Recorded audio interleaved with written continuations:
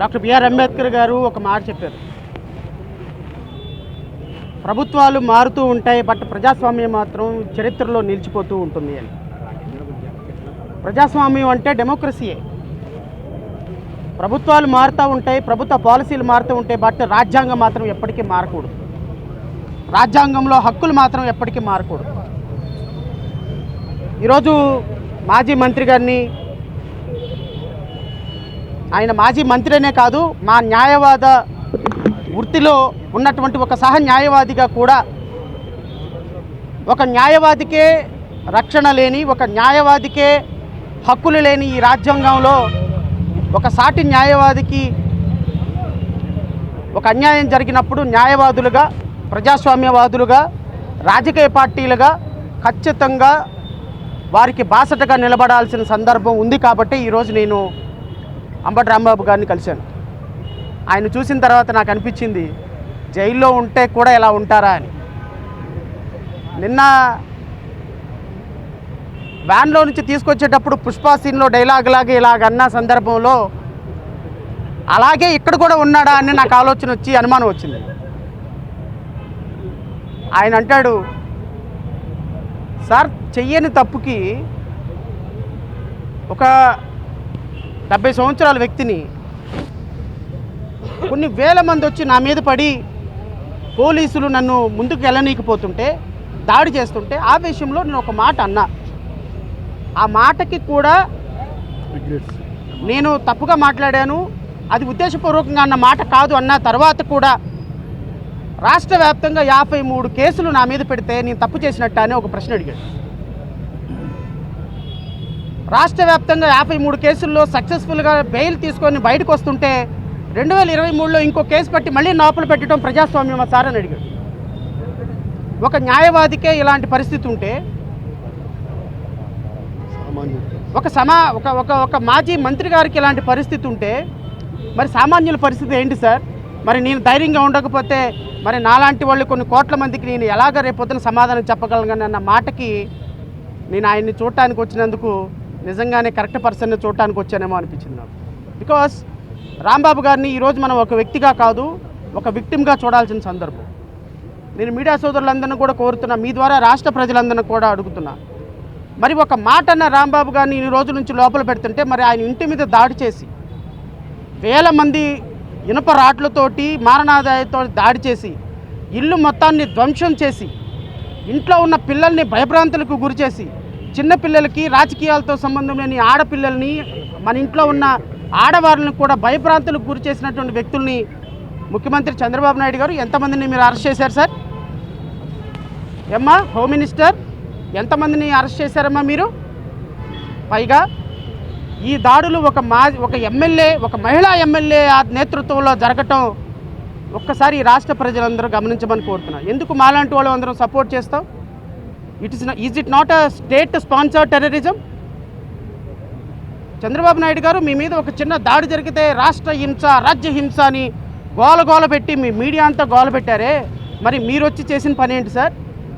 164 సీట్లు మీకు ఇస్తే ఈరోజు మీ మహిళా ఎమ్మెల్యే నేతృత్వంలో వేల మంది ఇంటికెళ్ళి మహిళల్ని, చిన్నపిల్లల్ని బెదిరించి కొడితే, తీసుకొచ్చి లోపల పడేస్తే, ఇష్టం వచ్చినట్టు కేసులు పెడితే, రెడ్ బుక్ రాజ్యాంగాన్ని అమలు పరుస్తానంటే రాజ్యాంగాన్ని కాపాడుకోవాలని చూసేటువంటి మా వాళ్ళందరూ చేతులు కట్టుకొని కూర్చోవాలా?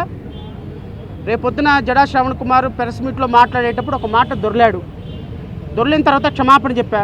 నా మీద కూడా అంతే దాడి చేస్తారా? మా ఇంటి మీద కూడా అంతే వస్తారా? ప్రెస్ మీట్లో ఒక మిత్రుడు ఒక ప్రశ్న అడిగాడు, విలేకరులను కూడా అలాగే దాడి చేస్తారా? సో ప్రజాస్వామ్యంలో one should take responsibility towards others fundamental rights. ఈ రోజున న్యాయవాదులుగా ప్రజల హక్కుల కోసం పోరాడి, ప్రజల రాజ్యాంగం కోసం పోరాడేటువంటి వ్యక్తుల మీద ఈ విధంగా రెడ్ బుక్ రాజ్యాంగాన్ని అమలు పరుస్తుంటే రాష్ట్ర ప్రజలు ఆలోచించాల్సిన పరిస్థితి లేదా? నెయ్యి కల్తీ జరిగిందేమో మీ హయాంలోనా? శాంపిల్ టెస్ట్ చేసింది మీ హయాంలోనా? మీ హయాంలో వచ్చినటువంటి శాంపిల్ టెస్ట్లో పంది కొవ్వు, ఎద్దు కొవ్వు కలిస్తే అది గత ప్రభుత్వం హయాంలోనా? రాజకీయాలు చేయడానికి దేవుణ్ణి వాడుకుంటారా? పైగా ఊరు వాడ ఫ్లెక్సీలు వేస్తారా? ఆ ఫ్లెక్సీలు తీసేయడానికి వెళ్తున్న వ్యక్తి మీద దాడి చేస్తారా? దాడి చేసినటువంటి వ్యక్తి మీద ఈరోజు వాళ్ళ కేసులు పెట్టకుండా ఈరోజు వాళ్ళ కుటుంబ సభ్యుల మీద దాడి చేసి ఈయన్ని తీసుకొచ్చి లోపల పెడతారా? ఎక్కడికి వెళ్తున్నాం సార్ మనం? ఏం సందేశం ఇస్తున్నాం సార్ మనం? మహిళా హోమ్ మినిస్టర్ మీరే సందేశం ఇస్తున్నారమ్మా. ఇంకొకసారి మళ్ళీ రిపీట్ అయితే ఈసారి గుంటూరులో మహిళలు కాదంట, రాష్ట్రం మొత్తం మహిళలు వచ్చి దాడి చేస్తారంట. ఆ ఎమ్మెల్యే గారు ఎంత అనుకుంటున్నారు? అధికారం అనేది వీళ్ళలాంటిది, తిరుగుతూ ఉంటుంది, ఎక్కడికి పోదు. నువ్వు అట్టు పెడితే అట్టున్నర పెట్టే రోజు ఒకరోజు వస్తుందమ్మా, కంగారు ఏం లేదు. అధికారం నీ దగ్గర ఆగిపోదు. మీ చంద్రబాబు నాయుడు సెలేసుకొని ముఖ్యమంత్రిగా ఉండడు, మీ నారా లోకేష్ 24 గంటలు మిమ్మల్ని కాపాడు. ఒకరోజు అధికారం చేంజ్ అవుతుంది, మనసు చేంజ్ అవుతుంది, మాట చేంజ్ అవుతుంది, యాటిట్యూడ్ చేంజ్ అవుతుంది. కంప్లీట్గా మీలో ప్రజాస్వామ్యం వచ్చేంత వరకు, రెడ్ బుక్ తోలు ఊడిపోయి బ్లూ బుక్ వచ్చేంత వరకు మీ తోలు విలిచి రోడ్డు మీద కూర్చోబెట్టే రోజు ఒకరోజు వస్తుంది, ఖచ్చితంగా వస్తుంది. అందులో డౌటే లేదు. ఎందుకంటే తప్పుగా స్కూల్కి వెళ్ళను నానా నేను మారాన్ చేసేవాడికి 4 దెబ్బలు కొట్టు కూర్చోబెట్టినట్టుగా రెడ్ బుక్ రాజ్యాంగం పట్టుకునేవాడికి ఆ రెడ్ బుక్ తాట తీసి బ్లూ బుక్ తాట వేసే రోజు ఒకరోజు వస్తుంది. ఆ వచ్చే రోజు కోసం మాలాంటి వాళ్ళందరం కూడా పనిచేస్తాం. సో అల్టిమేట్గా నేను చెప్పేది, ఒక పార్టీగా వైఎస్ఆర్సీపీ లాంటి ఒక పార్టీలో ఉన్నటువంటి వ్యక్తికే ఇలాంటి పరిస్థితి వస్తే రేపు మాలాంటి చిన్న పార్టీలకు మాట్లాడేటప్పుడు మాలాంటి చిన్న పార్టీలకి భరోసా ఉండదు. కాబట్టి ఖచ్చితంగా ప్రజాస్వామ్య దేశంలో ప్రతిపక్షాలన్నీ ఒకరికొకరు కలిసి పనిచేయాలి. ప్రజాస్వామ్యంలో ప్రతిపక్షాలన్నీ కలిసి పాలకపక్షం మీద పోరాటం చేయాలి. It is called democracy. So ఈ డెమోక్రసీని గౌరవించి జేబీఎంరావు భారత్ పార్టీ అధ్యక్షుడిగా మా పార్టీ కేడర్ అంతా కూడా ఖచ్చితంగా అంబటి రాంబాబు గారికి బాసటగా నిలుస్తాం, వాళ్ళ కుటుంబానికి బాసటగా నిలుస్తాం. తప్పు చేయని వ్యక్తిని జైల్లో వేసే సిస్టమ్ని ఎవరు చేసినా ఖచ్చితంగా ఆ వ్యక్తుల ప్రాథమిక హక్కుల కోసం నిలబడతాం. అంబటి రాంబాబు గారు విడుదలయ్యేంత వరకు పోరాడతాం. ఖచ్చితంగా వారి కుటుంబానికి బాసటగా ఉంటాం. రాష్ట్రంలో ఇలాంటి సమస్యల మీద ఎలుగెత్తి పోరాటం చేయటంలో మా సహకారం ఎప్పటికీ ఉంటుందని నేను మీ అందరికీ తెలియజేస్తూ, మరి ఈరోజు ఇక్కడికి వచ్చేసి మరి అంబటి రాంబాబు గారికి వారికి భరోసాగా నిలబడినటువంటి ప్రతి ఒక్కరికి కూడా నేను కృతజ్ఞతలు తెలియజేసుకుంటూ, నాకు అవకాశం ఇచ్చినటువంటి మీడియా సోదరులకి మిత్రులకి అందరికీ కూడా మరొకసారి Jai Hind, thank you so much.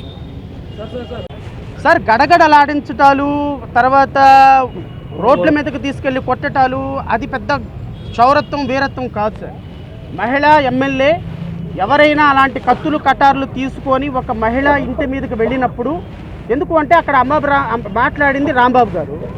ఒకవేళ రాంబాబు గారు విషయంలో ఏదైనా చేయాలి అంటే చట్ట ప్రకారం కేసు తీసుకొని కేసు పెట్టండి, అరెస్ట్ చేయండి. దానికి ఎవరు ప్రాబ్లం ఫీల్ అవ్వరు, దానికి ఎవరు తప్పు పట్టరు. ఒక మహిళా ఎమ్మెల్యే నేను వెళ్ళి కొడతాను, తిడతాను, నరికేస్తాను, పొడి చేస్తానంటే ఆ మహిళా ఎమ్మెల్యేలని ఆహా ఓహో అని తెలుగుదేశం మీడియా హైప్ తీసుకొస్తుంది అంటే మీరు ఇక్కడే అర్థమైపోతుంది. లా అండ్ ఆర్డర్ని కాపాడుతున్న 45 సంవత్సరాల చరిత్ర ఉంది, చట్టం న్యాయం నాకు ఒక 2 కళ్ళు అని చెప్పే చంద్రబాబు నాయుడు గారు ఈ విషయంలో ఎందుకు ఖండించలేదు? ఆడపిల్లలకి అన్యాయం జరిగితే బుల్లెట్ వేసుకొని పరిగెత్తుకుంటూ వస్తాను అని మాట్లాడినటువంటి పవన్ కళ్యాణ్ గారు ఎందుకు స్పందించలేదు?